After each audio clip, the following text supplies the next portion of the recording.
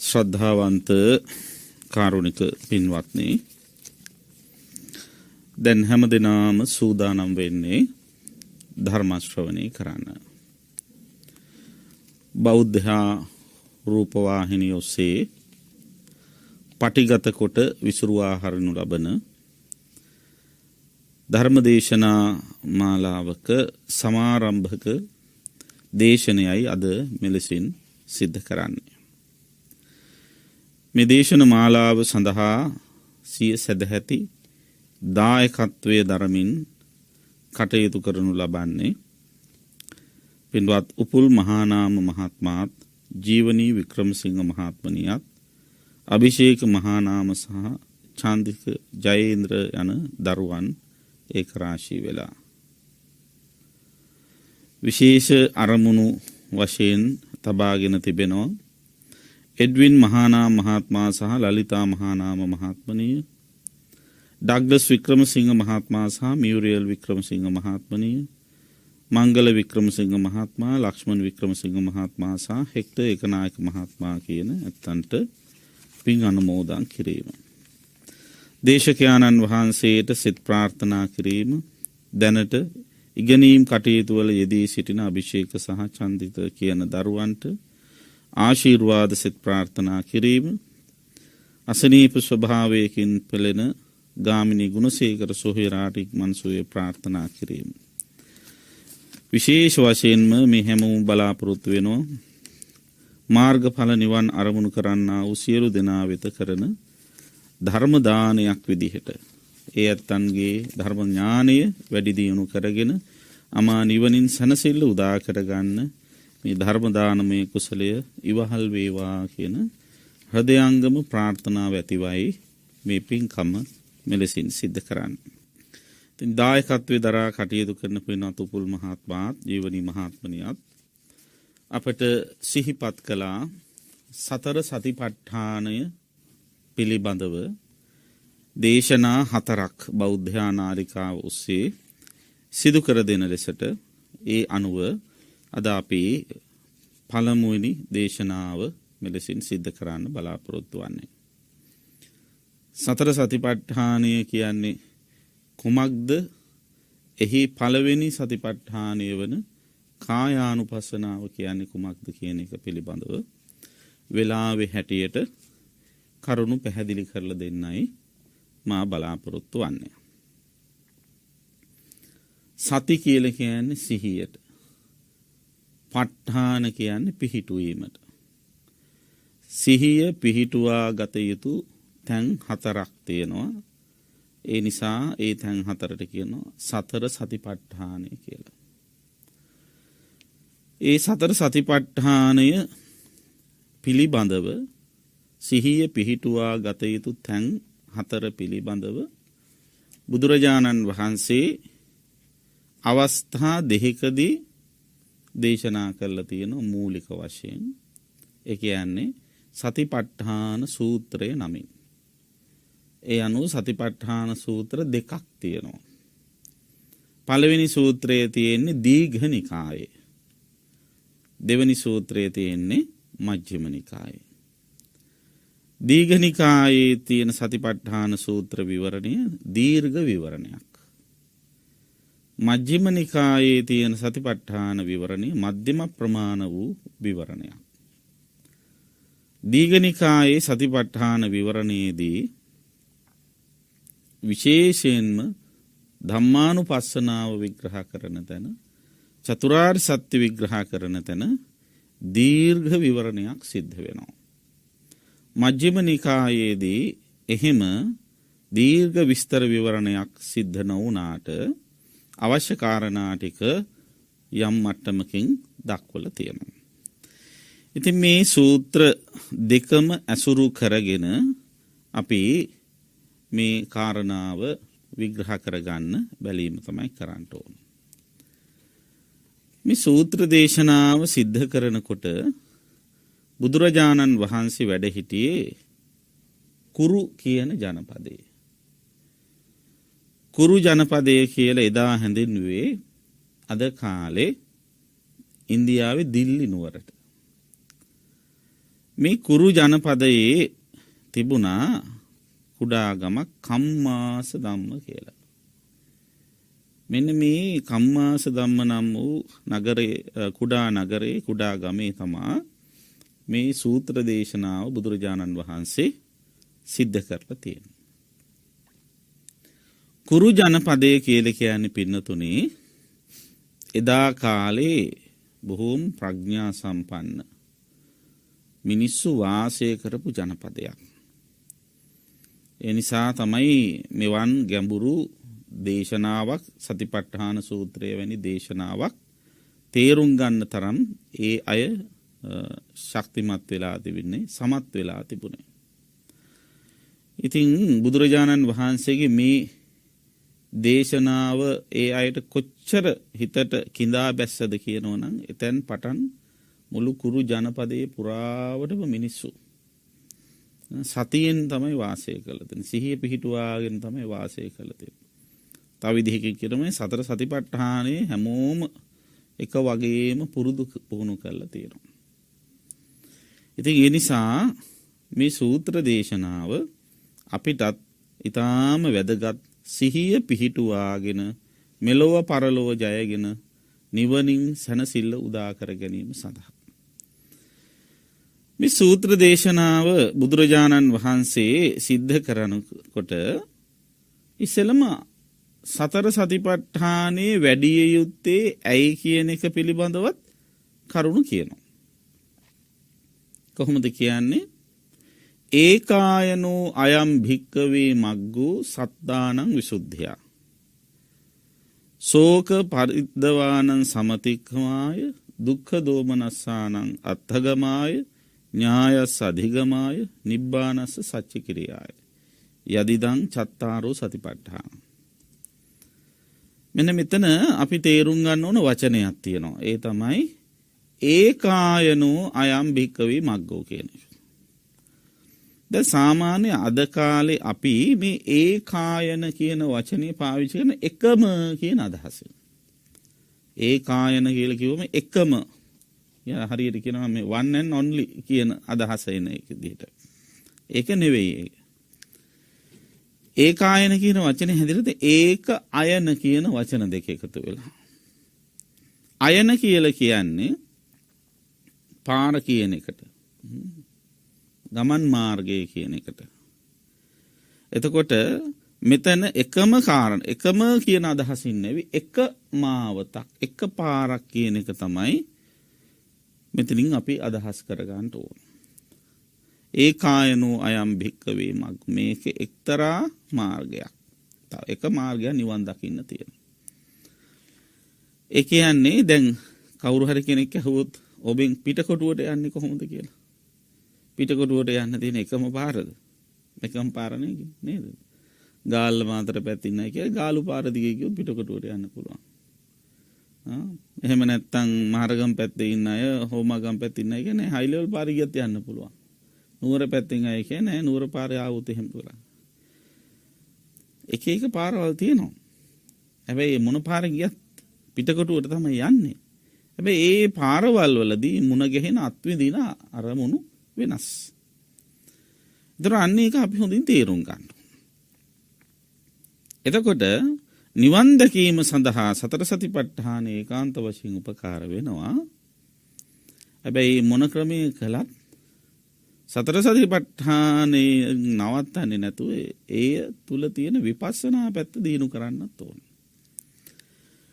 අන්න ඒ නිසා මේක හොඳින් වටහා ගැනීම වැදගත්. බුදුහාමුදුරු දේශනා කරන්නේ ඒකායනෝ අයම් භික්කවේ මග්ගෝ සත්දානං විසුද්ධිය. සත්වයන්ගේ පිරිසිදු වීම පිණිස උපකාර වෙන එක මාර්ගයක් තියෙනවා. පිරිසිදු වීම කියන එතන අදහස් කරන්නේ කායික පිරිසිදු වීම නෙවෙයි. මානසික පිරිසිදු වීම. මානසික පිරිසිදු වීම කියන්නේ මොකක්ද? මානසික පිරිසිදු වීම කියන්නේ හිතේ කෙලෙසුන් ඇති නොවි කටයුතු කරන්නට උපකාර වීම කියන එකයි. කවුරු හරි කෙනෙක් කෙලෙස් ඇති වෙන්නේ නැති වෙන විදිහට කටයුතු කරනවා නම් අන්න එයාගේ හිත පිරිසිදුයි. එතකොට තවත් විදිහකින් කියනවා නම් හිතක් නැවත නැවත පවතින ප්‍රධානවම උපකාර වෙන ධර්මතාවයක් තමයි සංස්කාර කියලා කියන්නේ. සංස්කාර රැස් වෙන හිත පින්වත්නි පිරිසිදු නැහැ. සංස්කාර කියලා කියන්නේ ලෝභ, ද්වේෂ, මෝහ පදනම් කරගෙන හිතේ ඇති කරගනු ලබන සිතිවිලි වලට. ඒතර ලෝභ, ද්වේෂ, මෝහ කියන්නේ අකුසල්. අකුසල් මුල් කරගෙන හිතේ හටගන්න සිතිවිලි වලට කියනවා නම් සංස්කාර කියලා. අකුසල් තියෙන හිතක් පිරිසිදු නැහැ. ඒ හිත අපිරිසිදුයි. එහෙනම් හිත පිරිසිදු කරගන්න මොකද කරන්න ඕන? විසංඛාර තත්වයට හිතපත් කරන්න ඕන. ඒ කියන්නේ සංස්කාර ඇති වෙන්නේ නැති වෙන විදිහට කටයුතු කරන්න. සංස්කාර ඇති වෙන්නේ නැති වෙන විදිහට කටයුතු කරනවා කියන්නේ කිසිම සිතිවිල්ලක් ඇති වෙන්නේ නැති වෙන විදිහට කටයුතු කරනවා කියන එක නෙවෙයි. සිතකට බෑ සිතිවිල්ලක් නැතුව පවතින. ඒතර මෙතන හිත විසංඛාර කරනවා කියන්නේ මොකක්ද? ලෝභ, ද්වේෂ, මෝහ නැති සිතිවිලි හිතට ගන්න වෑයම් කරට. ඒතර යම් කිසි කෙනෙකුගේ හිතේ ලෝභ, ද්වේෂ, මෝහ නැත්තම් ඒ සිත කුසල සිතක්. කුසල් කියලා කියන්නේ සංස්කාර නෙවෙයි. එතකොට කුසල සිත තුල ලෝභ, ද්වේෂ, මෝහ නැති නිසා ඒ සිත පිරිසිදුයි. එහෙනම් හිත පිරිසිදු කරගන්න තියෙන එකම ක්‍රමය මොකද්ද? කුසල් වඩන එක. ඒකයි බුදුහාඳුරෝ දේශනා කළේ කුසලස්ස උපසම්පදා. ඒ කියන්නේ මොකද්ද? සිතින්, කයින්, වචනයෙන් ඕනෑම ක්‍රියාකාරකමක් කරනකොට, හොඳ දෙයක් කරනකොට විශේෂයෙන්ම ලෝභ, ද්වේෂ, මෝහ නැතිව කරන්න පුරුදු වෙන්න. ලෝභ, ද්වේෂ, මෝහ නැතිව කරන හොඳ ක්‍රියාවලට තමයි කුසල් කියලා කියන්නේ. එහෙම හිත පිරිසිදුයි. අන්න ඒ විදිහට හිත පිරිසිදු කර ගැනීමට මේ සතර සතිපට්ඨානෙ උපකාර වෙනවා. ඒකයි කිව්වේ සත්තානං විසුද්ධිය. ශෝක පරිද්දවානං සමතික්කමා. ශෝක වේදනාවන් පරිදේවයන් ඉක්මවාලීම පිණිස උපකාර වෙනවා සතර සතිපට්ඨාන. දුක්ඛ දෝමනස්සානං අත්ථගමාය. දුක් දුම්නස් නැති කර දැමීම පිණිස. ඥායස්ස අධිගමාය. දැනුම වර්ධනය කිරීම පිණිස. නිබ්බානස්ස සච්චේ කිරියාය. නිවන සාක්ෂාත් කිරීම පිණිස උපකාර වෙනවා. කුමක්ද? යදිදං චත්තාරෝ සතිපට්ඨාන. මෙන්න මේ කියන සතර සතිපට්ඨාන. ඊතර මේ කියන හිත පිරිසිදු කර ගැනීමට මොකද්ද කරන්න ඕන? මූලිකව ගත්තොත් කාරණා හතරක් සම්බන්ධයෙන් සිහිය පිහිටුව ගන්න ඕන. තැන් හතරක සිහිය පිහිටුවන්න ඕන. ඒ සිහිය පිහිටුවේ විය යුතු තැන් හතර සඳහන් කරනවා සතර සතිපට්ඨාන. මොනවද? පළවෙනි එක තමයි කායානුපස්සනා. 2 වේදනානුපස්සනා. 3 චිත්තානුපස්සනා. 4 ධම්මානුපස්සනා. මේ වචන හතරේම තියෙන සමාන වචනේ තමයි අනුපස්සනා කියන එක. අනු කියන්නේ අනුව, පස්සනා කියන්නේ දකින්නවා කියන එක. අනුව දැකීම. අනුව දකින්නවා කියන එක නිකම්ම දැකීමක් නෙවෙයි, නුවණ මුසුව දැකීමක්. කායික ක්‍රියාකාරකම් අනුව දැකීම. වේදනාව අනුව විඳින විඳීම් අනුව දැකීම. සිතේ හටගන්න සිතිවිලි, චිත්ත ස්වභාවය අනුව දැකීම සහ සිතේ හටගන්න ධර්මතාවයන් අනුව දැකීම කියන එක තමයි මෙතන කියන්නේ. ඉතින් අද අපි ඉගෙන ගන්නේ කායානුපස්සනාව. මම මේ වෙලාව කල්පනාකරණය කරගෙන මේ කාරණා ටික ඔබට ගොනු කරන්න උත්සාහ කරන්නේ. කායානුපස්සනාව කියන්නේ කයේ කය අනුව දැකීමයි. බුදුහාමුදුරුවෝ මේ සූත්‍රයේදී දේශනා කරන කායානුපස්සනාව මෙන්න මෙහෙම. ඉද බික්ඛවේ බික්ඛු කායේ කායානුපස්සී විහරති ආතාපි සම්පජානෝ සතිමා විනේය ලෝකේ අවිජ්ජා දෝමනසං. මේ ශාසනීය භික්ෂුන් වහන්සේ නම කායානුපස්සීව වාසය කරන. කයෙහි කය අනුව දකමින් වාසය කරන.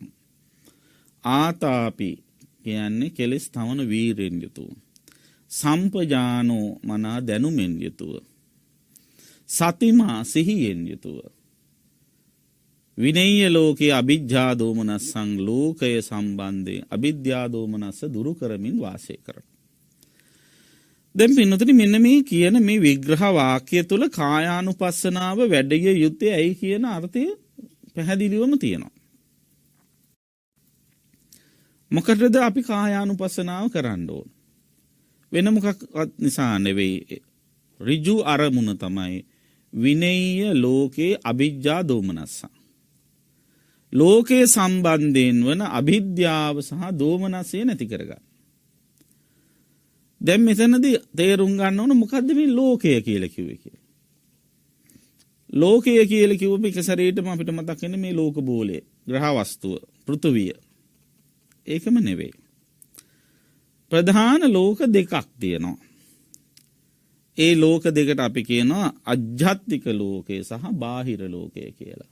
බහිද්ධ ලෝකය කියලා. අජ්ජත්තික ලෝකය කියලා කියන්නේ අප සම්බන්ධ වූ මේ පංචස්කන්ධය. රූප වේදනා සංඥා සංඛාර විඥාන කියලා කියන්නේ මෙන්න මේ පංචස්කන්ධය බුදුහාඳුර ලෝකයක් හැටියට හඳුන්වලා තියෙනවා. උන්වහන්සේ මතක් කරනවා මේ බඹයක් පමණ වූ ශරීරය තුලම මම ලෝකය පනවනවා කියලා. ඉමස්මින් ඒව බ්‍යාමමත්තේ කලේබරේ ලෝකංච පඤ්ඤපේමි. මේ බඹයක් පමණ වූ ශරීරය තුලම ලෝකේ පනවන කියලා එකකින් අදහස් කරනවා. එතකොට ඒක තමයි අජ්ජාත්තික ලෝකය. කියන්නේ මේ පංචස්කන්ධය. එතකොට පංචස්කන්ධ එකයිද තියෙන්නේ? නෑ. අජ්ජාත්තික එකක් වුණාට බාහිරව ගොඩාක් තියෙනවා. දැන් මා සහ ඔබ සම්බන්ධයෙන් ගත්තොත් මම අජ්ජාත්තික ලෝකය. ඔබ හැමෝම බාහිර ලෝක. බහිද්ධ ලෝක. ඒතර ඔබත් අර වගේම පංචස්කන්ධ. එතකොට ඒ එක අර්ථයක්. අනිත් අර්ථය තමයි ලෝකය කියලා කියන්නේ අධ්‍යාත්මික ලෝකයට ගෝචර වෙන අරමුණු හැටියටත් හඳුන්වනවා. දැන් අපි ලෝකය තුල ජීවත් වෙනවා කියලා කියන්නේ මොකද්ද? හොඳට බැලුවොත් ජීවත් වෙනවා කියන්නේ සමහරව හිතාගෙන ඉන්න කාලා බීලා ඇදලා ඉන්නක තමයි ජීවත් වෙනවා කියන්නේ.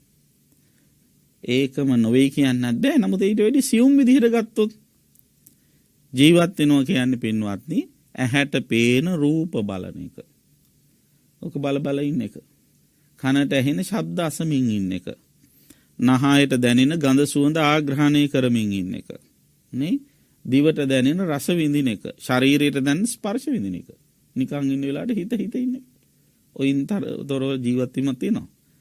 මොන විදිහට ජීවත් වුණත් ඔය කාරණා ටික තමයි කරන්නේ.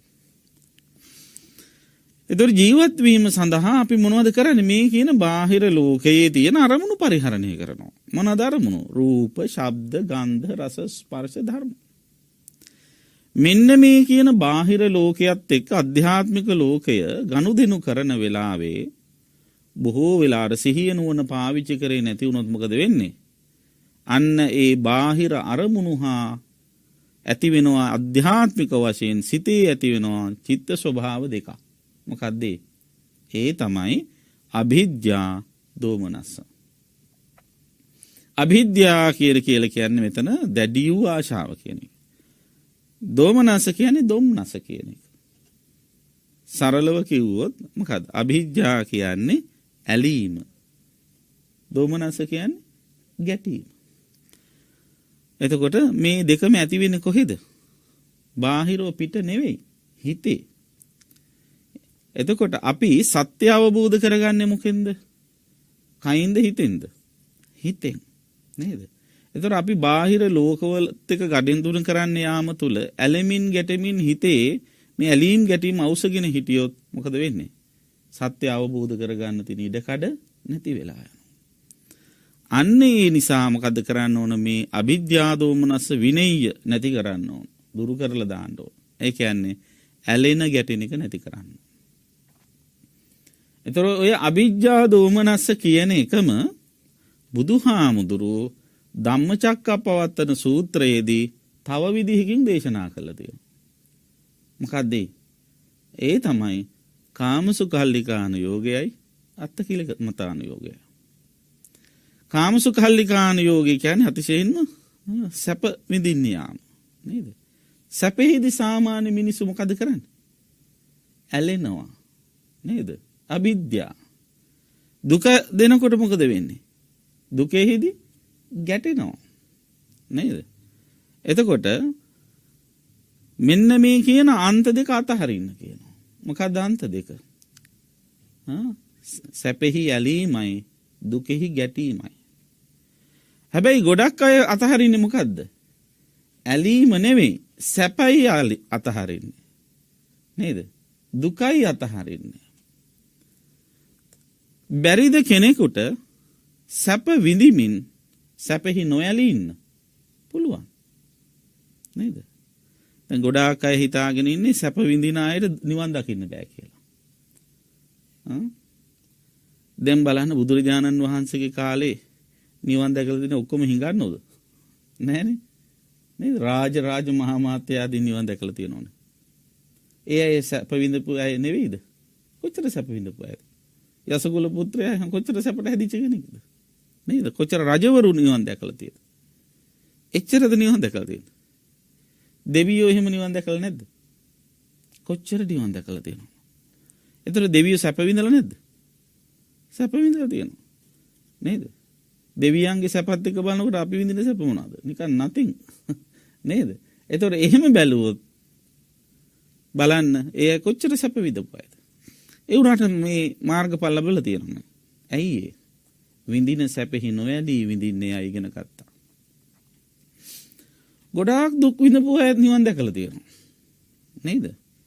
දැන් කොච්චර පීඩාව හිටපු අය සුනීත සෝපාක වගේ උදවිය. විවිධ ශාරීරික වද වේදනාවන්ට ලක් වෙච්ච උදවිය. කොච්චර දුක් විඳපු අය නිවන් දැකලා තියෙනවද? ඇයි ඒ? දුකෙහිදී කට්ටිය නොගැටී ඉන්නට අවශ්‍ය කරන මානසිකත්වය හදාගත්තා. තර නිවන් දකින්නේ මනසින් නම් නිවනට බාධා කරන අන්ත දෙක යනු කුමක්ද? ඇලීමයි ගැටීමයි. මෙන්න මේ කියන ඇලෙන ගැටෙන ස්වභාවයන් දෙක කායික ක්‍රියාවන් හමුවේදී පාලනය කර ගැනීම තමයි කායානුපස්සනාවෙන් සිද්ධ කරන්නේ. එතකොට අපි කරනු ලබන සෑම කායික ක්‍රියාවක් සම්බන්ධයෙන්ම කොතැනකදී හෝ ඇලීමක් කොතැනකදී හෝ ගැටීමක් ඇති වෙනවා නම් අපිට තියෙන්න ඕන සිහිය ඒක අඳුන ගන්න. අපිට තියෙන්න ඕන ඒකට නුවණ ඒක මනා ලෙස දැනගන්න. අපිට තියෙන්න ඕන ඒකට උත්සාහය එය නැති කළා දාන්න.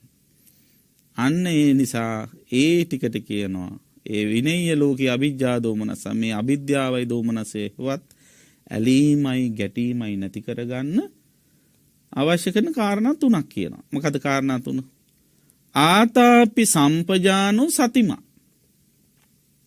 සාමාන්‍ය ඔක විග්‍රහ කරන්නේ ඔය කියපු විදිහට. හැබැයි ඕක ප්‍රායෝගිකව පුහුණුවේ තියෙන්නේ ආතාපි සම්පජානෝ සතිමා නෙවෙයි.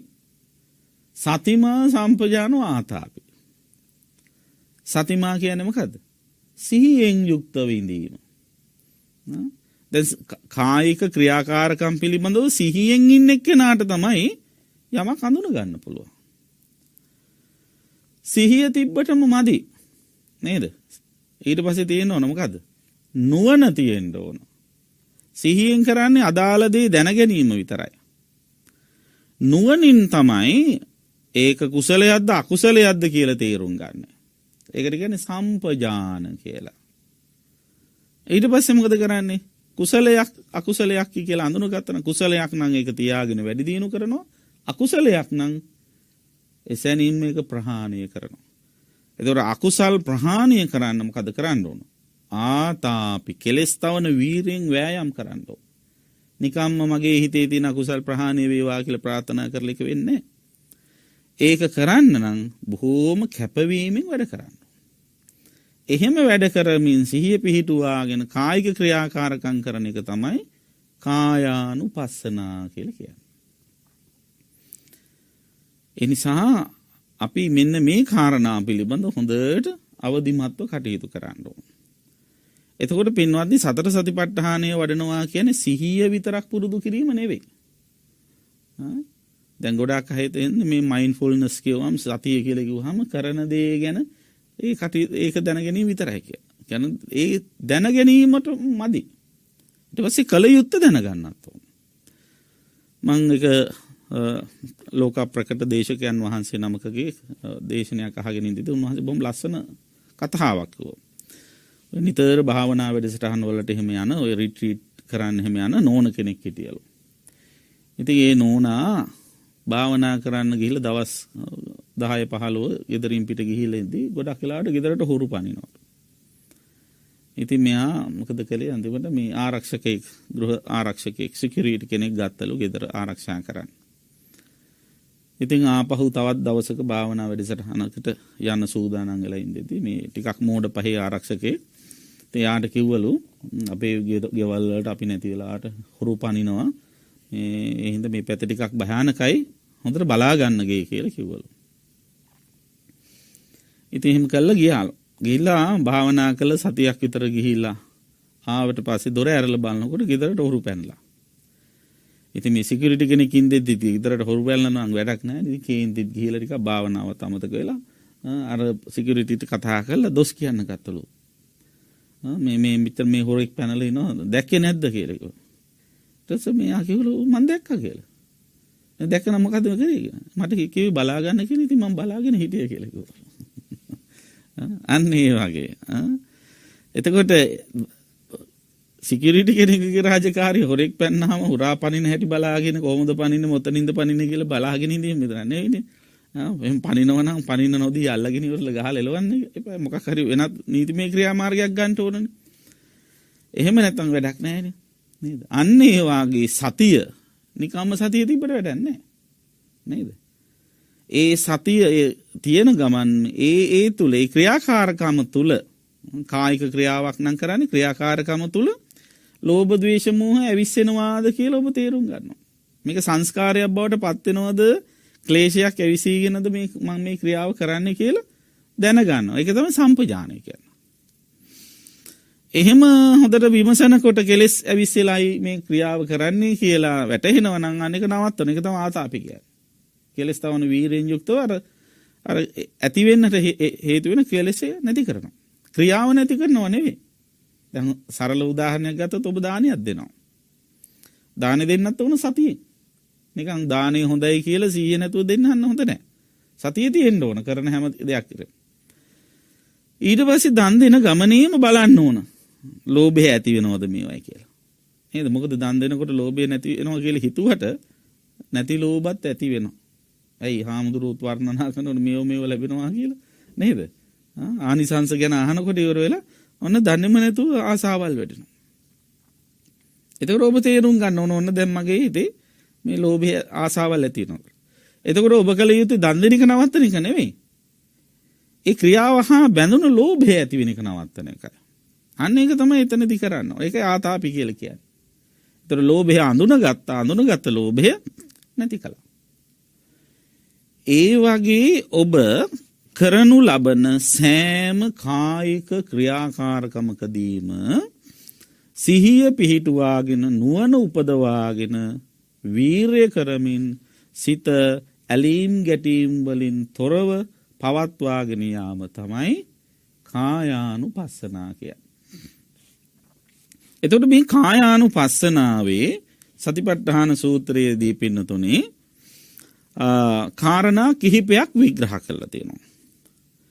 ආනාපාන සතිය තුලින් කායානුපස්සනාවේ මේ සතිය දියුණු කරන්න පුළුවන්. ඇලීම් ගැටීම් වලට යන්නේ නැතුව හිත හදාගන්න හැකියාව තියෙන. ඒකට කියනවා ආනාපාන පබ්බය කියලා. පබ්බය කියලා කියන්නේ කොටස කියන එකයි. ඊළඟට ඉරියාපත පබ්බය කියලා එකක් තියෙනවා. සම්පජාන පබ්බය කියලා එකක් තියෙනවා. පටික්කුල මනසිකාර පබ්බය කියලා කියනවා. ධාතු මනසිකාර පබ්බය කියලා කියනවා. නව සීවතික පබ්බය කියලා තියෙනවා. එතකොට එහෙම හයක් තියෙනවා. හය ආකාරයක්. මේ ඔක්කොටම පොදුවේ කියන නමක් තියෙන කායගත සති භාවනාව කියලා. කායගත සතිය කියලා ඒකට කියන්න පුළුවන්. කාය කියන්නේ කය, ගත කියන්නේ අනුව ගිය, සති කියන්නේ සිහිය. කය අනුව ගිය සිහිය. දැන් මේ කියපු කාරණා සියල්ලම අපි කය මුල් කරගෙනනේ කරන්නේ. දැන් බලන්න ආනාපාන සති කිව්වහම ආශ්වාස ප්‍රශ්වාස කිරීම හුස්ම ගැනීම හෙලීම ඒක කායික ක්‍රියාවක්. නේද? එතකොට ඒක කය මුල් කරගෙන කරන භාවනාව නිසා ඒක කායගත සතියක්. ඉරියාපත භාවනාව අපේ ඉරියව් තියෙනවා. කායික ඉරියව් තියෙන. මූලිකව මෙතන ඉරියාපත භාවනාවේදී ගන්නේ ප්‍රධාන ඉරියව් 4ක් තියෙනවා. මොකද්ද? ඒ ඉරියව් තමයි ගච්ඡන්තෝවා ගච්ඡාමීති පජානාති. යන එක ඇවිදගෙන යන එක ගච්ඡාමි ළඟට ඇවිදින එක කියන්නේ. සයානෝවා සයානෝමීති පජානාති. හාන්සි වෙලා ඉන්නකොට මම මේ දැන් ඉන්නේ හාන්සි වෙලා ඉන්නවයි කියලා දැනගන්න එක. නිසින්නෝවා නිසින්නෝමීති පජානාති. වාඩි වෙලා ඉන්නකොට වාඩි වෙලා ඉන්නවා කියලා දැනගන්න. හිතෝවා හිතෝම් හීති පජානාති. හිටගෙන ඉන්නකොට හිටගෙන ඉන්නවා කියලා දැනගන්න. දැන් අපි දන්නවා කරණීයමෙත සූත්‍රයේ තියෙනවනේ 4 ඉරියව්. මොනවාද? තිට්ඨං චරං නිසින්නෝවා සයානෝවා කියලා. ඔන්න ඔය 4 ඉරියව් පවත්තනකොට ඒ තුලත් අපේ හිතේ කෙලෙස් ඇවිස්සෙන්න පුළුවන්. ඒ ඇවිස්සෙන කෙලෙස් තේරුම් අරගෙන කටයුතු කරන එක තමයි පාලනය කරගන්න එක තමයි එතන ඉරියාපත භාවනාව. ඊළඟට සම්පජාන භාවනාව කියලා එක. සම්පජාන භාවනාවේදී කියන්නේ ඔය සක්මන් භාවනාව ආදී අයිති වෙන්නේ ඒකට. අභික්ඛන්තේ පටික්ඛන්තේ සම්පජානකාරිය. ඉස්සරහට ඇවිදගෙන යනකොට පස්සට ඇවිදගෙන එනකොට ආලෝකිතේ විලෝකිතේ කෙලින් බලනකොට වටපිට බලනකොට සිහිය තියෙන්න ඕන. සම්මිංජිතේ පසාරිතේ අත්පා හකුලනකොට දිගාරිනකොට සිහිය තියෙන්න ඕන. උච්චාර පස්සාවකම් ඒ විතරන්නේ වැසිකිලි කැසිකිලි කරනකොට පවා කෑම බීම කනකොට පවා මේ හැම දෙයකදීම සිහිය පිහිටුවාගෙන. ඒ කියන්නේ සියලු ඉරියව් අර කියපු මූලික ඉරියව් 4 හැරෙනකොට අනෙකුත් සියලු කාරණා සම්බන්ධයෙන් සිහිය පවත්වා ගන්න එකට කියන්නේ සම්පජාන භාවනාව කියලා. ඒකත් ඉතින් කායික ඉරියව් ඔක්කොම තියෙන කය සම්බන්ධ ඒවා. ඊට පස්සේ පටික්කුල මනසිකාර භාවනාව. හෙවත් පිළිකුල් භාවනාව. අපි දන්නවා අපේ ශරීරයේ හැදිලා තියෙන්නේ 4 මහා භූත රූපයන් මිශ්‍ර වෙච්ච ප්‍රධාන කුණප කොට්ටාශ කීයකින්ද? 32කින්. දෙතිස් කුණපය කියලා කියන්නේ. මෙන්න මේ දෙතිස් කුණපයන් පිළිබඳව සිහිපත් කරලා කල්පනා කරලා හිතේ ඇතිවිය හැකි ඇලෙන ගැටෙන ස්වභාවයන් පාලනය කරගන්න එක තමයි එතෙන්දි කරන්නේ. ඊළඟට ධාතු මනසිකාර භාවනා. මේ ශරීරයේ මම මුලින් කිව්වා වගේ මූලිකව හැදිලා තියෙන මහා ධාතු 4කින්. 4 මහා ධාතු කියලා ඒවට අපි කියනවා පඨවි ආපෝ තේජෝ වායෝ. මෙන්න මේ කියන 4 මහා ධාතුන් මේ ශරීරය තුල ක්‍රියාත්මක වෙන්නේ මෙන්න මේ විදිහට කියලා තේරුම් අරගෙන කල්පනා කරලා ඒ කල්පනාව තුල ශාරීරික ක්‍රියාකාරකම් ශාරීරික ස්වභාවයන් සම්බන්ධයෙන් යම් කිසි කෙනෙකුට ඇලීමක් හරි ගැටීමක් හරි ඇති වෙනවා නම් ඒක නැති කරගන්න එක තමයි ධාතු මනසිකාර භාවනාව කියලා කියන්නේ. ඊළඟට නවසීවතික භාවනාව හෙවත් අසුභ භාවනාව. ඒ පටික්කුල මනසිකාර භාවනාව අසුභ භාවනාව දෙකක්. ගොඩක් අය පිළිකුල් කිව්වහම අසුභය කියන්නේ දෙකක් එකයි කියලා හිතන්නේ.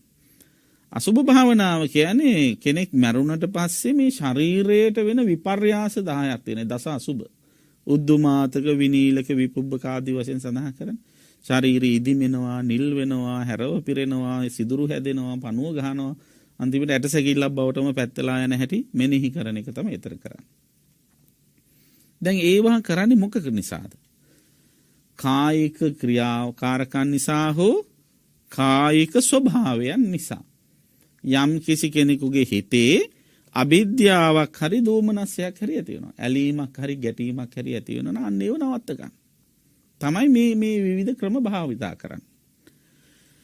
එතකොට දැන් ඔන්න ඔය කියන භාවනා ಜಾති 6ක් මම කිව්වා. ඒ ඔක්කොම කායානුපස්සනාව යටතේ විග්‍රහ වෙන කායගත සති භාවනා කියලා හඳුන්වන්න පුළුවන් ඒවා. ඒතර මුලින්ම අපි සඳහන් කළේ ආනාපාන සතියනේ. හුස්ම ගැනීම හෙලීම. ඒතර මේ හුස්ම ගන්න හෙලන මේ අපේ ශරීරය දිහා බලලා අපි තේරුම් ගන්නවා මූලිකව. මොකක්ද තේරුම් ගන්නේ? මේ හුස්ම ගන්න ආශ්වාස ප්‍රශ්වාස කරන මේ ක්‍රියාකාරීත්වය මොහොතින් මොහොත ඇති වෙලා නැති වෙලා යනවා කියලා අපි දකිනවා. නේද? හුස්ම ගන්නවා කියන එක කොච්චර ඉක්මනට සිද්ධ වෙන දෙයක්ද? ඒතර ඒ ඉක්මන අපි දකිනවනම් හරියට නුවණින් දකිනවනම් කල්පනාවෙන් දකිනවනම් නේද? අනිත්‍යනේ දකින්නේ. අනිත්‍ය දැක්කහම මේ ශරීරයේ පුරාම එහෙනම් මේ ශරීරයේ ක්‍රියාත්මක වෙන්නේ මේ ආශ්වාස ප්‍රශ්වාස මුල් කරගෙන. එතකොට එහෙම අනිත්‍ය වූ ආශ්වාසයක් ප්‍රශ්වාසයක් මුල් කරගෙන ක්‍රියාත්මක වෙන මේ ශරීරයේ නිට්ටය වූ දෙයක් නැහැ. මේ හැම මොහොතෙම ඇති වෙලා නැති වෙලා යන ගොඩවල් විතරයි. ස්කන්ධ පංචකේ ක්‍රියාකාරීත්වයක් විතරයි මෙතන තියෙන කියලා තේරුණා නම් එයා මේ පංචස්කන්ධේ ඒ කයෙහි ඇලීමක් ඇති කරගන්නේ නැහැ. ඉතින් අන්න ඒ ඇලීමක් ඇති කරගන්නේ නැතුව ඉන්න තරමට තමයි අවිජ්ජා දෝමනස දුරු වෙන්නේ. අවිද්‍යා දෝමනස දුරු වෙන තරමට තමයි හිතේ රාග ద్వේෂ මෝහ ඇති වෙන්නේ නැත්තේ. රාග ద్వේෂ මෝහ ඇති වෙන්නේ නැති තරමට තමයි හිත පිරිසිදු වෙන්නේ.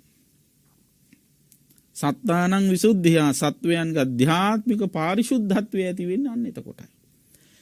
ඒ නිසා මෙන්න මේ කියන භාවනා જાති අපි පුරුදු කරගන්න ඕන ජීවිතේට. එතකොට පින්වත්නි මේ කියන කායානුපස්සනාව නියෝජනය කරන මේ භාවනා જાති මං කියපු හයේම වර්ග දෙකක් තියෙනවා. මොකද්ද වර්ග දෙක? සමත සහ විපස්සනා කියලා වර්ග දෙකක් තියෙනවා. ආනාපාන සති භාවනාවෙත් මුලින් මේ සතිපට්ඨාන සූත්‍රයේදී ආනාපාන සති සමතය තමයි විග්‍රහ කරන්නේ. ඊට පස්සේ විපස්සනාවට එනවා. ඉරියාපත භාවනාවෙත් එහෙමයි. අර සතර ඉරියව් ගැන විග්‍රහ කරලා සමාධිය ඇති කරගන්න හැටි සමත භාවනාවෙන් කියලා දෙනවා.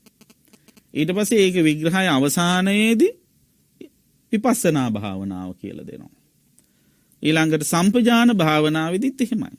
කොහොමද අර අනිකුත් ඉරියව් හමුවේ සිහිය පීටුවාගෙන කටයුතු කරන්නේ කියලා දීලා ඊට පස්සේ මොකද කරන්නේ? ආපහු විපස්සනාව කරනවා. එතකොට සමත භාවනාවෙන් සහ විපස්සනාවෙන් මොකද කරන්නේ? සමත භාවනාවෙන් කරන්නේ සිත තුළ ක්‍රියාත්මක වෙන පංච නීවරණ ධර්ම යටපත් කරන එක. අර අවිජ්ජා දෝමනස කියන ඒවා යම් මට්ටමකට තුනීකරණ එක කරන්නේ සමත භාවනාවේ. එතකොට අවිජ්ජා දෝමනස කියන මේ කෙලෙස් සිතුවිලි පින්වත්නි ක්‍රියාත්මක වෙන එක නවත්තන්නේ සීලයෙන්.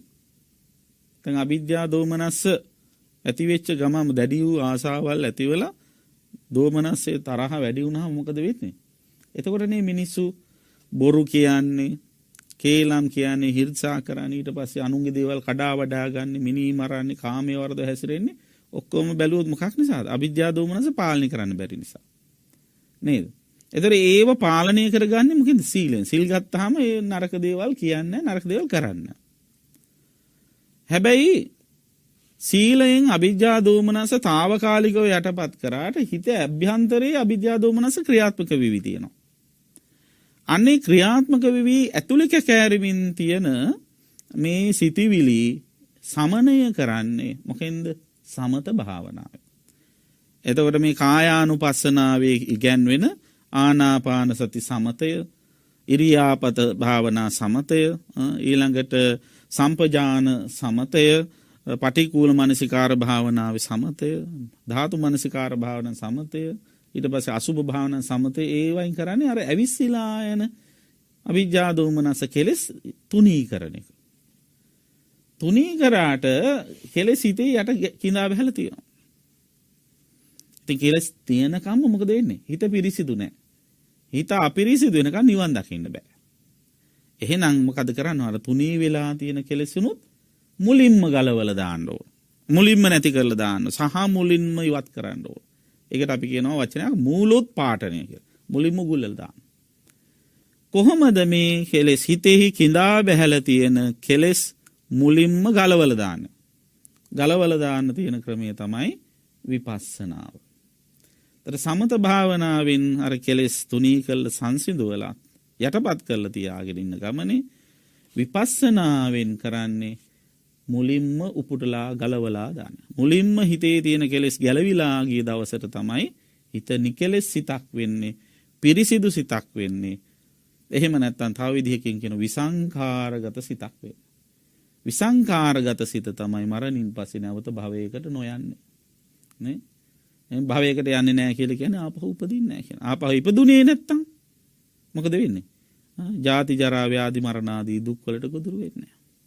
එහෙනම් මේ ධර්ම ප්‍රතිලාභය ලැබිච්ච මොහොතක ඔබ අපි කල යුත්තේ තව තවත් ඉපදී මෙරි මෙරි මේ දිගින් දිගට මේ සංසාරේ අනේක හදා යන එක නෙවෙයි. සසර ගමන අඟලකින් හරි කෙටි කරගන්න වෑයම් කිරීම තමයි කළ යුතු. අන්න ඒ සඳහා අවශ්‍ය කරන මඟ පෙන්වීම සඳහා තමයි මේ පින්නතුන් එකතු වෙලා මේ වටිනා ධර්ම දාණය තමන්ගේ ජීවිතයට ප්‍රායෝගිකව ගලප ගන්න පුළුවන් වෙන විදිහට මේ ලබා දීම සිද්ධ කරන්න. ඉතින් එකෙන් උපරිම ප්‍රයෝජන ගැනීම ප්‍රේක්ෂක පින්නතුන්ගේ ශ්‍රාවක පින්නතුන්ගේ වගකීම වෙනවා.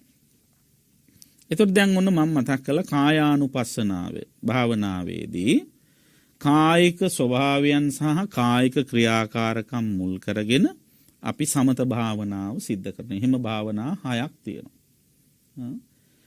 ඒ 6න්ම මූලික ඉලක්කය තමයි අභිජ්ජා දෝමනස්ස කියන ඇලීම් ගැටීම් කියන මේ චෛතසික ස්වභාවයන් සමනය කරන එක. එහෙම සමනය කරාම සමතය හිතේ දියුණු වුණාම මොකද වෙන්නේ? සමාධිය වැඩෙනවා.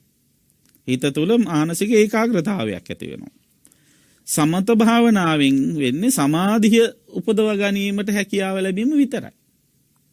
එතකොට සෑම සමත භාවනාවකම අග්‍රඵලය තමයි සමාධිය. නමුත් නිවන බලා ගමන් කරන කෙනෙක් සමාධියෙන් නැවතිලා හරියන්නේ නැහැ.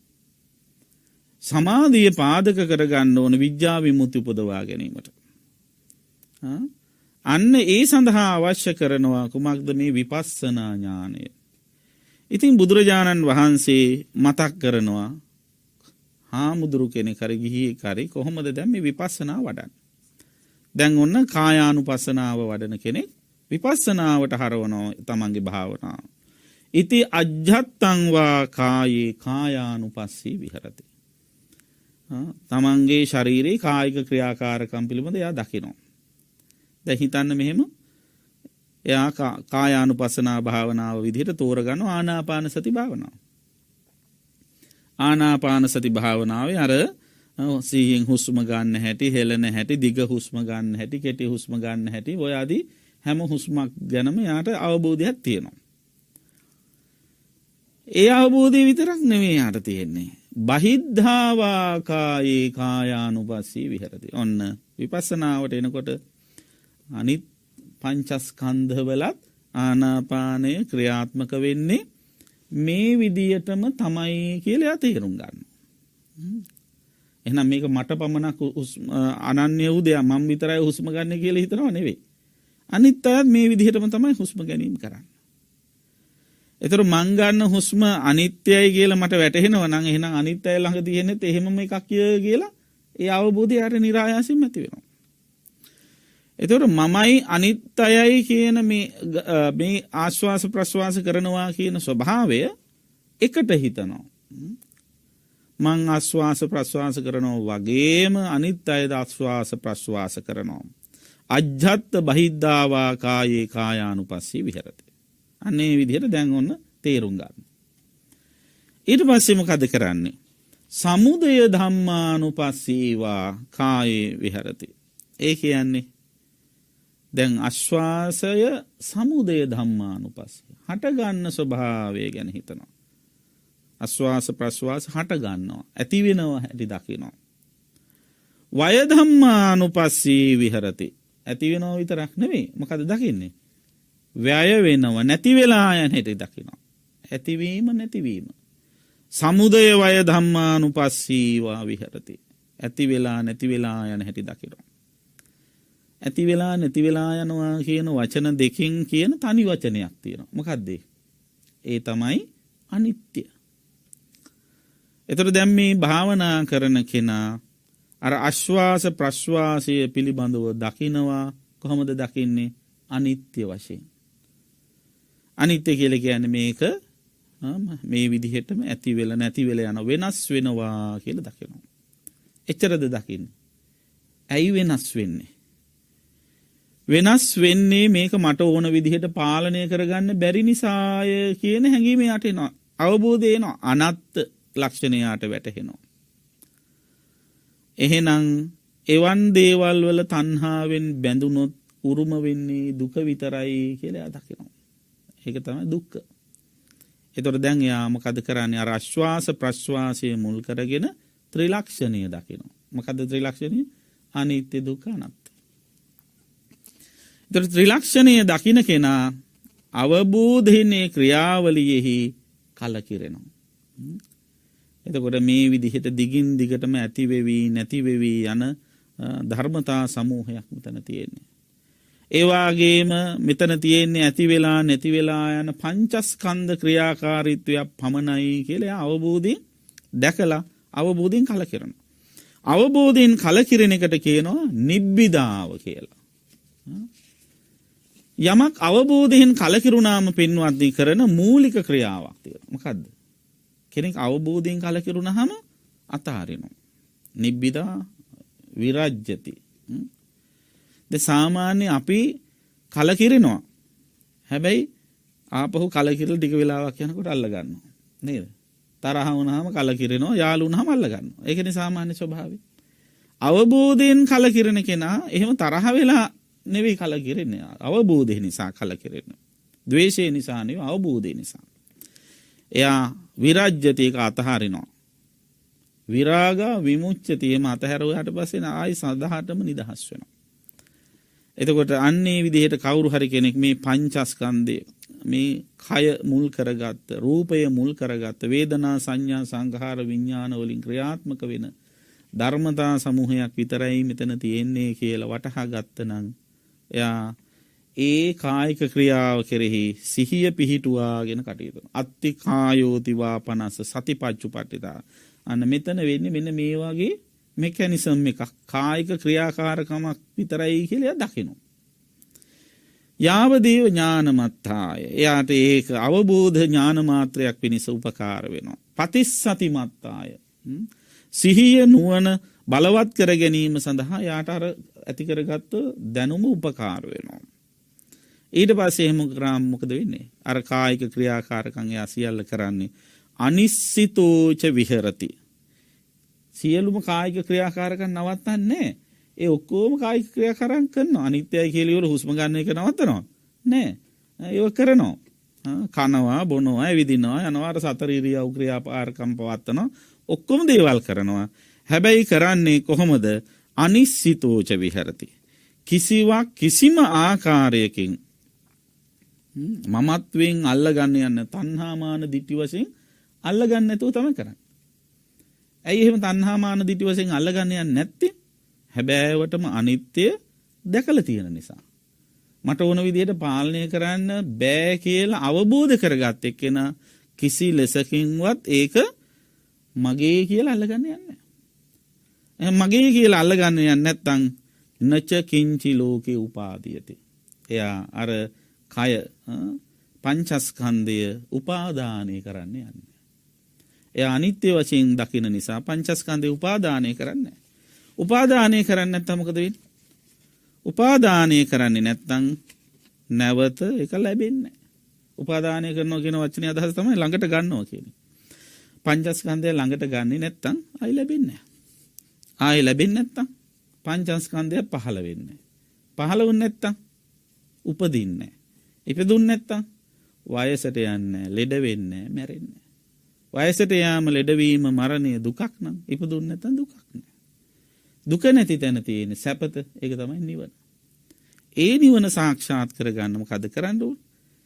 කයින් කරන සෑම ක්‍රියාවක් තුළම සිහිය නුවණ පිහිටුවාගෙන උත්සාහවත් වෙන්න, නොඇලී නොගැටි ඉන්න. අවිජ්ජා දෝමනසය ඇති කරගන්න නැතුව ඉන්න. එහෙම නොඇලී නොගැටි ඉන්න උත්සාහවත් වෙන තරමට හිත පිරිසිදු වෙනවා. පිරිසිදු හිත නිවන් දකිනවා. අන්න ඒක තමයි කායානුපස්සනාව භාවිතා කරමින් නිවන සාක්ෂාත් කරගන්න වැඩපිළිවෙල. ඉතින් નિયમિત කාල වේලාව අවසන් නිසා වඩාත් විග්‍රහ වශයෙන් දේශනාව කරන්නට වෙලාව නෙවෙයි.